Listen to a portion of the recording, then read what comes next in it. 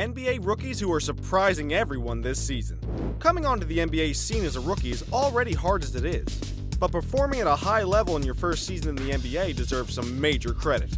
Not every prospect and rookie will have the same journey.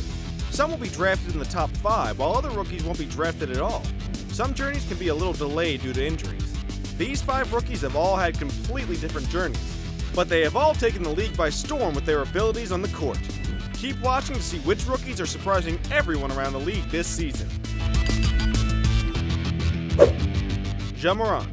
We all knew Ja Morant could play at Murray State when we saw the guard lead the Racers to a first-round upset of Marquette in the 2019 NCAA tournament with a triple-double. But now, nearly halfway through his first NBA season, the Memphis Grizzlies star rookie is not afraid of anyone in the league at the age of 20. The Memphis Grizzlies are currently in the 8th seed in the West at 22-24. Morant is averaging 30 minutes a game, scoring 17.6 points per game, along with 7.1 assists. Ja's PER sits at 18.18 per game. In a game against the Rockets in January, Morant broke down Harden and shot from 3 when the defense gave him room, and then Morant had something that's not suitable for work after the shot. "Tell that mother effer about me," Ja Morant said after Harden gave him space from the three-point line. Of course, Morant doesn't take a ton of threes a game. He averages about 2.3 per game, but he's been hitting them about 40%. Morant has come into the league with a ton of confidence. Clearly, the Rockets know he prefers to slash, and that there are critics out there worried that he can't shoot in an NBA world where guards like him need to shoot well. "The doubters said I couldn't shoot. I'm proving them wrong," Morant said after that game. Morant has also proven that his basketball IQ is high. Morant has shown great awareness on pick and rolls where he's able to engage the defense, read the defense, and then fire skip passes to the corner where the open shooter nails a 3. Along with Morant, there are other reasons the Grizzlies are shocking the world. Sophomore forward Jaren Jackson Jr. is taking another step forward a year after being the 4th overall pick in 2019. Dillon Brooks learned how to hit from distance and is taking more threes. Brandon Clark is every bit the sleeper everyone thought he would be out of Kazanga. Jonas Valanciunas is still Jonas Valanciunas. Everyone's becoming better on Memphis, but it's all because of Ja. He's quickly becoming one of those NBA players you refer to by a single name, just like Kobe or LeBron. Ja has it all, and it makes him one of the must-watch players in the entire league. Michael Porter Jr. Michael Porter Jr. finally made his NBA debut after almost 2 years of physical rehab and mental hurdles. At the time, when the Nuggets drafted Porter Jr. with the 14th overall pick, it was clear Porter had slipped down the draft boards due to his health. His game wasn't out of the question, it was his health. Against the Warriors earlier this season, the short-handed Nuggets were looking to come back against the Warriors on the second night of a back-to-back set. As Porter cut through the lane and caught a close-range pass from Mason Plumlee, 2 defenders, just as Jokic had forecasted, quickly tried to close off the lane for the 6'10" rookie. So Porter leapt toward the rim and, at the last second, threaded the needle between these 2 defenders to his open teammate underneath the rim. None other than Jokic.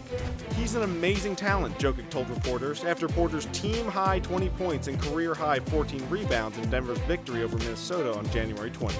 "When you see how the ball is going into the hoop, it's amazing." Porter's now seeing the most substantial playing time of his young career as he has given the Nuggets a massive lift for a team suddenly besieged by injuries. Porter knows the feeling. In his last 5 games, Porter is averaging 25.7 minutes per game and 16 points on 56% shooting from the floor. Porter is also shooting 53% from three-point range and 86% from the free throw line, along with 8.8 rebounds. He also has 7 steals and 5 blocks during that stretch too. Porter Jr. continues to make his stride as one of the NBA's best rookies. His head coach, Michael Malone, has really enjoyed watching Porter progress. "He's impacting the game at a high level, and he's growing up in front of our eyes," Nuggets coach Michael Malone said. "And he has so much room for growth, which really excites everybody in Nuggets Nation.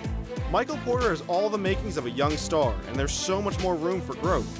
Many NBA fans forgot about Porter Jr. due to his absence from last season, but he's quickly become a household name in Denver and will soon be an NBA All-Star. That won't be surprising anymore. Kendrick Nunn. Kendrick Nunn wasn't a top pick in the NBA draft. He went undrafted out of Oakland University and even spent a season in the G League with the Warriors before bursting onto the scene with the Miami Heat. Nunn's sudden arrival on the NBA scene seemed to catch everyone off guard. Not a single front office had wanted Nunn in the draft. The Warriors had him in training camp a year ago, but sent him to the G League but never signed him. Then, Nunn scored 112 points in his first 5 games in the NBA and surprised everyone, except himself. It's no surprise at all, Nunn told NBC Sports. I've known who I was since years before this happened. I envisioned it and wanted to make it come to life working hard every day. The results have shown. Nunn's start, including 44 points in a preseason game, impressed coach Erik Spoelstra enough to move Nunn into the starting lineup, allowing Spoelstra to bring longtime starting point guard Goran Dragic off the bench. Nunn is the second leading scorer on a Heat team that's now 32-14 on the year, and in a prime position to make the East playoffs. It's taken some adjustments for Nunn to have to start studying his film and game more and more throughout the season. Teams started blitzing him more. He's drawing a lot more defensive attention and having to learn how to adapt his fearless playing style to that reality. When asked about how he can improve his rookie season even more, he responded, "Just watching film, see the mistakes that I made and try to learn from it." Nunn said of how he grows after games like the last few. "Little mistakes, but I've got to correct them. Just watch the film." Nunn fits perfectly with the Heat culture as he's got the grit of Miami. Overlooked but talented. Does that remind you of Jimmy Butler at all? Nunn and Butler have really gelled on the court this season as the backcourt for Miami. Butler and all his teammates have appreciated Nunn's efforts this season. He says it's been an easy transition into the NBA. "It's easy because Butler and the veterans love my work ethic and the kind of player that I am, that I can do it on both ends of the floor," Nunn said.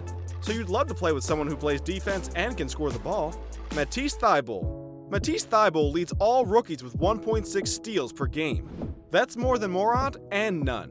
He only plays 20 minutes per night, but Thybulle has quickly become a fan favorite in Philadelphia. He's got the Philly mentality on the defensive end and is a 3 and key guy that every team needs in their championship runs. Thybulle has no preference for the type of player he matches up against. He prefers being able to handle whoever he's asked to defend.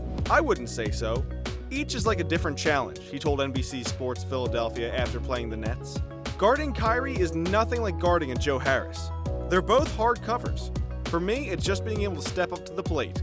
It's exciting to be versatile, not just like a one-trick pony, being able to guard multiple positions, multiple types of players. I like to take pride in doing that. Brett Brown had, before the game, explained his decision not to play James Ennis at all Monday against the Pacers by saying he was determined to try to grow Matisse more. Ennis played 15 minutes versus the Nets, but Brown followed through on his pregame statement about Thybulle by starting the rookie for the 4th time in the regular season, and the first time since November 29th. Even though Thybulle was not expecting it, he was ready when his name was called. "I didn't know I was starting until maybe a couple minutes before the game. Hour before the game," he said with a smile.